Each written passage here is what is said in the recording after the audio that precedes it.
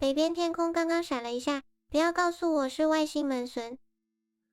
可能是下一段讯号来源。今晚先把森林区域标成安全观察点。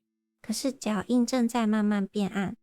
他们像在说，你们已经看懂第一题，第二题明天再考。我把最后的亮度记录下来。绿光没有追我们，没有伤害之物，也没有要求我们冒险。今天的重点是，遇到奇怪现象要冷静，一起行动，保持距离。